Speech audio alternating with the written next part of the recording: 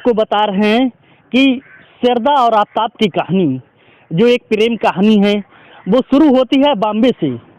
बॉम्बे में दोनों लोग 2019 में कॉल सेंटर पर, जो लड़की होती है सिरदा, वो कॉल सेंटर पर काम करती है और आफ्ताब से उसकी मुलाकात होती है।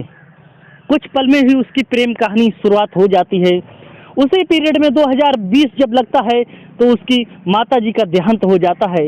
उसके बाद में जब वो अपने घर वालों को आफ्ताब के बारे में बताती है, तब उसके घर वाले उसको मंजूरी नहीं देते हैं, क्योंकि जो लड़का था अलग धर्म था, अलग समुदाय का था। उसके बाद में दोनों लोग फैसला कर दे लेते हैं कि मैं यहाँ से कहीं दूर जाके अपनी दुनिया बसाऊंगा। फिर वहाँ से 2019, 2020, उसके बाद में 2022 में दोनों लोग रिलेशनशिप में रहने लगते हैं और तुरंत आ जाते हैं हिमाचल प्रदेश में।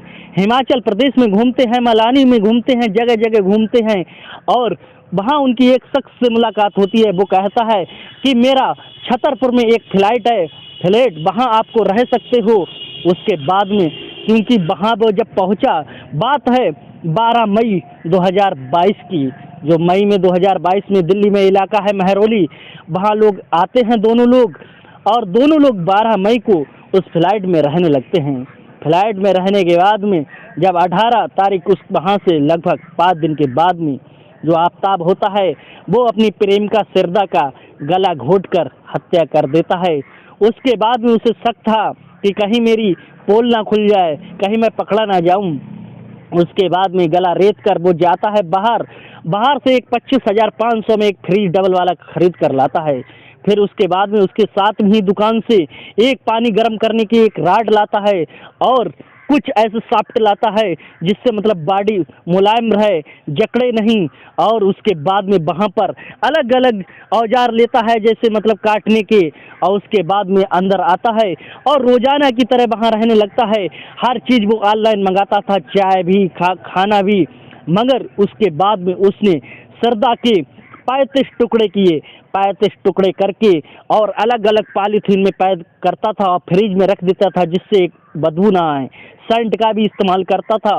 उसके बाद में वो जब उसने 35 टुकड़े करे रात के 1 बजे, और रोजाना वो महरौली में एक जंगल पड़ता है, जैसे जो आपको मैं ये जंगल दिखा रहा हूँ चारों तरफ, इसी जंगल में जब वो रात के 1 बजे आता है और एक एक टुकड़ा जो पन्नी में, पॉलीथीन में, काली में फेंकता है, और इतने जंगल में ढूंढना मुश्किल हो जाता है, क्योंकि उसके जो पिताजी थे उन्होंने सरदा से मतलब कम कर दिया था। उनका एक दोस्त था लक्ष्मण, वो हालचाल लेता रहता था सरदा का, उन्हें पता लग जाता था। उसके बाद में जब उसने जिस तारीख को उसका मर्डर हुआ था, जिस तारीख को उसका गला घोटा था, उससे पहले उसने मैसेज किया था कि मैं परेशान हूँ, मेरे चोट लग गई है, तो उसने कोई रिप्लाई दिया शाम को, तो कोई जवाब नहीं आया। उस इंस्टाग्राम की उसने 15 दिन तक श्रद्धा का इंस्टाग्राम चलाया, जिससे किसी को पता नहीं लगे कि मतलब ये श्रद्धा जिंदा है या मर गई है। उसके बाद में जब इसका खुलासा हुआ, क्योंकि 14 नवंबर को इसका जब घटना का खुलासा हुआ, तो पुलिस रिमांड में उसे रखा गया। पुलिस रिमांड में उसकी पूछताछ करती है, क्योंकि उसने सिर को काट कर फ्रिज में रखा था। फ्रिज ठंडा हो गया, जब सिर ठंडा हो गया तो उसने जंगल में जब फेंकने की कोशिश की, उसमें आग लगाने की आग नहीं लगी और फिर भी उसे फेंक दिया।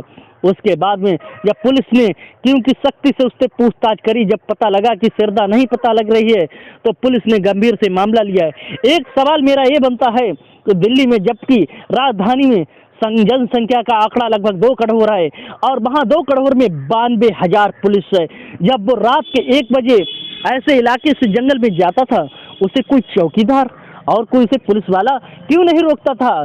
क्या रोज 18 दिन तक वो फेंकता रहा, किसी को पता भी नहीं लगी, कानों कान भनक भी नहीं लगता था। कोई भी काम करता था ऑनलाइन करता था, शॉपिंग भी ऑनलाइन करता था, कोई भी खाना भी मंगाता था, वो 2 लोगों का मंगाता था, यहाँ तक कि चाय भी ऑनलाइन मंगाता था।